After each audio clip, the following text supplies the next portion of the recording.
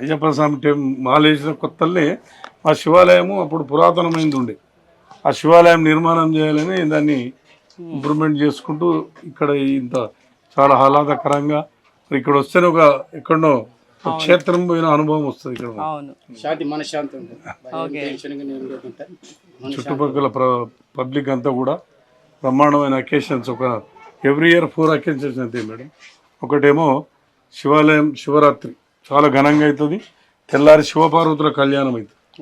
సుమారు ఒక 10,000 మంది దాకా భక్తులు వస్తారు. స్వామివారి పల్లకి సేవ ఉంటుంది. తర్వాత శివపార్వతుల కళ్యాణం ఉంటుంది. నెక్స్ట్ కార్తీక పౌర్ణమి. ఎవ్రీ కార్తీక పౌర్ణమికి స్వచ్ఛందంగా 150 మంది పోయినసారి 150 మంది ఫ్యామిలీలతోటి సామూహిక సత్యనారాయణ వ్రతం జరిపించాం. 150 ఫ్యామిలీలు ఎట్ ఏ టైం, ఎవరు కూడా ఒక్క రూపాయి లేకుండా వాళ్ళ ఫ్యామిలీతోటి బంధువులతోటి వచ్చి ఒక వ్రతంలో కూర్చుంటే అన్నీ మేమే టెంపుల్ తరపున అన్ని అరేంజ్మెంట్ చేస్తాం, కార్యక్రమం నిర్వహిస్తాం. సాయంత్రం దీపారాధన కార్యక్రమం ఉంటుంది. పోయినసారి సుమారు 35,000 పైచీలకు దీపారాధన చేశాం. ఉదయం 6 గంటలకు స్టార్ట్ అయితే రాత్రి 1 గంట వరకు ఇక్కడ జనం భక్తులు వస్తూనే ఉంటారు, వెళ్తూనే ఉంటారు. అన్నప్రసాద కార్యక్రమం ఉంటుంది.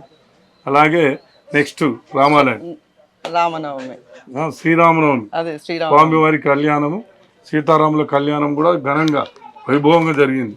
మొన్న ఫస్ట్ టైం కావడం జరిగింది. సుమారు 20-25,000 మంది పైచీలు భక్తులు వచ్చారు. అలాగే మరి మా యొక్క వార్షికోత్సవం కూడా ఘనంగా జరుపుతాం రామాలయం.